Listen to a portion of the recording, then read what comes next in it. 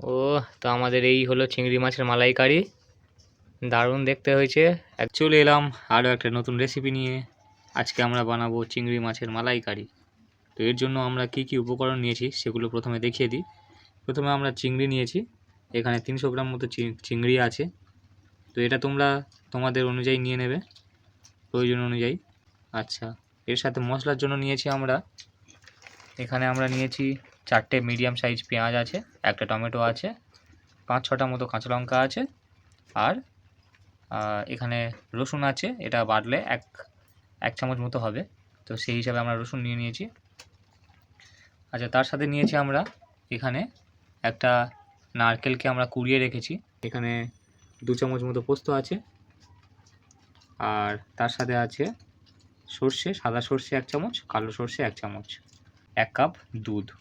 তো ফোড়নের জন্য আমরা নিয়ে নিয়েছি একটা তেজপাতা, 1/2 চামচ সাদা জিরে, এখানে 4টে লবঙ্গ আছে, 4টে থেকে 5টা এলাচ আছে, আর দারচিনি কাঠ আছে। তো এই হলো ফোড়নের উপকরণ। ব্যাস, এই টোটাল জিনিস আমাদের লাগবে। তো আমরা নারকেলটাকে প্রথমে এরকমভাবে বেটে নিলাম, শিলে বেটে নিয়েছি। তোমরা গ্রাইন্ডারে গ্রাইন্ডও করে নিতে পারবে। এবার আমরা এটার থেকে, নারকেলের মধ্যে থেকে আমরা নারকেলের যে দুধটা হয় সেটা আমরা ছেঁকে বের করে নেব। কীভাবে বের করতে হবে সেটা দেখাই। প্রথমে আমরা এর মধ্যে 1 বাটি জল দিয়ে দেব, দিয়ে ভালো করে এটা আমরা গুলে নেব।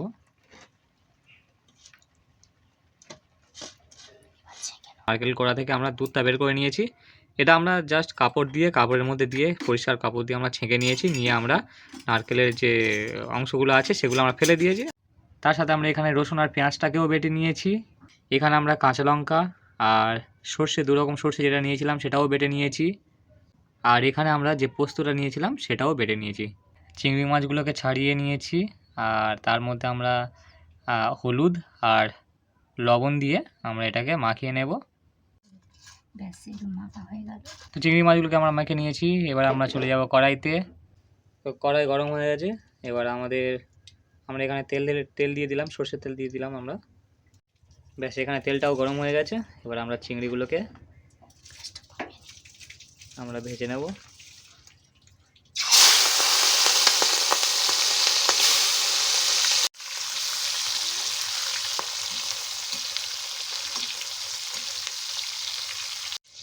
তো চিংড়িগুলোকে আমরা মাত্র 30 সেকেন্ড আমরা ভাজবো, খুব বেশিক্ষণ আমরা ভাজবো না। গরম তেলে আমরা 30 সেকেন্ড রাখবো, রেখে আমরা তুলে নেব। খুব বেশি ভাজার দরকার নেই।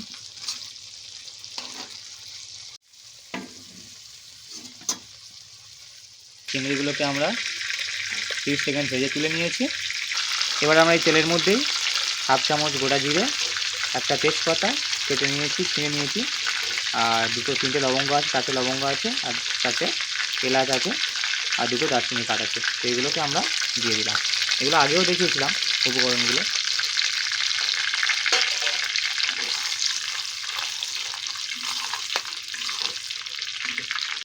তো এবার আমরা পেঁয়াজ আর রসুন বাটাটাকে আমরা এর মধ্যে দিয়ে দিলাম।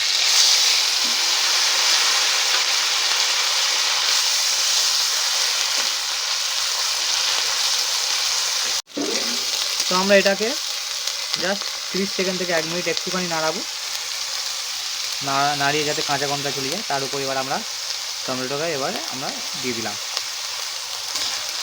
কুচে রাখা টমেটোটাকে দিয়ে দিলাম। তো এটা আমরা আরও 1 মিনিট মতো কুক করে আমরা এর মধ্যে 1 চামচ হলুদ গুঁড়ো আর 1 চামচ লঙ্কার গুঁড়ো আমরা দিয়ে দেব। স্বাদ অনুসারে আমরা এখানে লবণ দিয়ে দিলাম। তো মশলা থেকে প্রায় তেল ছেড়ে দিয়েছে। এবার আমরা এর মধ্যে দিয়ে দেব বাটাটাকে, পোস্ত আর সর্ষে বাটা যেটা আমরা বেটে রেখেছিলাম সেটা আমরা দিয়ে দিলাম।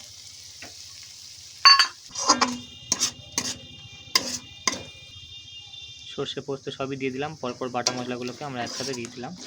সামান্য একটু জল, আমরা মশলাটাকে ধুয়ে আমরা সামান্য একটু জল দিয়ে দিলাম।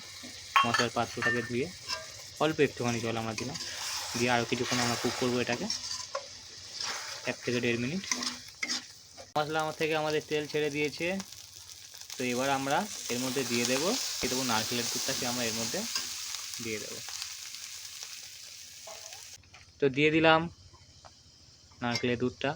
বানানো খুবই সহজ, খুব তাড়াতাড়ি হয়ে যাবে, খুব সহজ উপায়ে যেমন দেখালাম স্টেপ বাই স্টেপ তোমরা সহজেই ঘরে বানিয়ে ফেলতে পারবে। তো নারকেলের দুধের সাথে আমরা যে দুধটা আমরা রেখেছিলাম সেই দুধটাও আমরা এর মধ্যে দিয়ে দিলাম। পাউডার দুধ যেটা গুলে রেখেছিলাম সেটাও আমরা এর মধ্যে দিয়ে দিলাম। এবার আমরা অল্প একটুখানি চিনি দেবো, খুব সামান্য, এখানে আমরা চিনি ব্যবহার করছি। এটা স্বাদ অনুসারে যেটার মধ্যে দেবে, আমরা খুব সামান্য এখানে চিনি দিলাম। দিয়ে এবার এটা কিছুক্ষণ ফোটার জন্য আমরা অপেক্ষা করব। এটা আমরা 3 থেকে 4 মিনিট আমরা ফুটিয়ে নেব। তো আমরা 3 মিনিট মতো আমরা এখানে ফুটিয়ে নিলাম। এবার আমরা এর মধ্যে চিংড়ি মাছগুলোকে আমরা এর মধ্যে দিয়ে দেব। দিয়ে আরও কিছুক্ষণ 1 থেকে 2 মিনিট আমরা একসাথে ফুটিয়ে নেব, নিয়ে আমরা নামিয়ে নেব। এখানে আমাদের গ্রেভি ফুটে উঠেছে, ঝোল ফুটে উঠেছে। এবার আমরা এটাকে নামিয়ে নেব।